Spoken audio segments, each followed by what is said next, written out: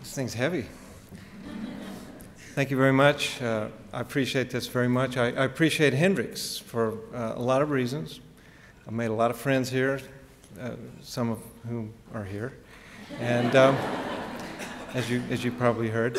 And I got a great education here, and I was a piano major. I don't want to fail to mention that I had a very patient piano teacher, and managed to have a very open mind at some of my piano lessons that I showed up with some of my personal sketches that I wrote out, original songs and things like that.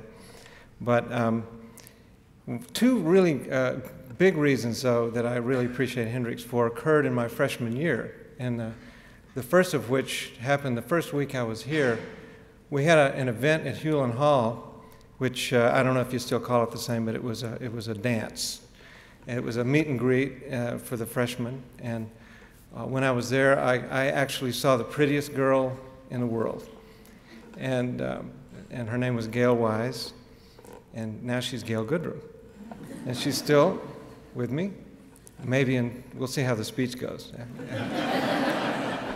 But the second thing, which is significant about coming here, was I came here as a piano major. I knew I wanted to be in music, but that was about it. And I wanted to learn to play piano properly and so forth.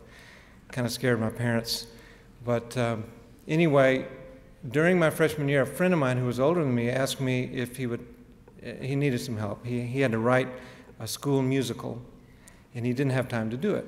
And he said, "Can you help me?" And I said, "Well, I don't write musicals, and I don't write songs. I don't write anything." And he says, "Well, you're a jazz player, right?" And I said, "Well, yeah." And he says, "Well, you know how to improvise, so why don't you just give it a day, and we'll go to a practice room and kick something around, and if you don't want to do it after that, fine."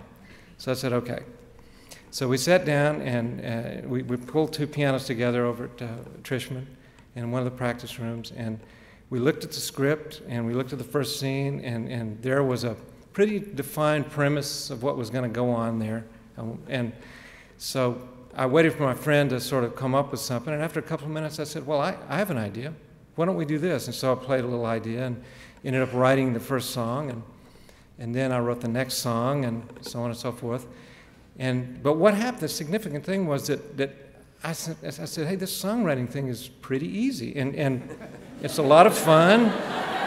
And actually, my very first songs ever heard by human beings were performed right here, right where I'm standing, actually. There was a big blue papier-mâché tree. You had to be there. But anyway, the best I can say is that the songs were somewhere between pretty good and pretty bad. And so 12 years, almost to the day, from that musical, my first song that was recorded by a major artist occurred.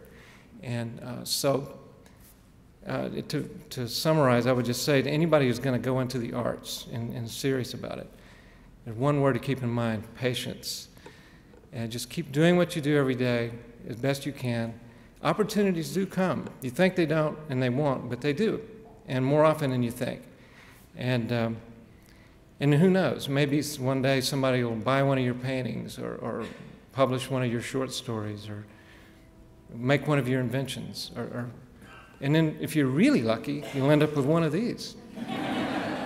Thank you very much.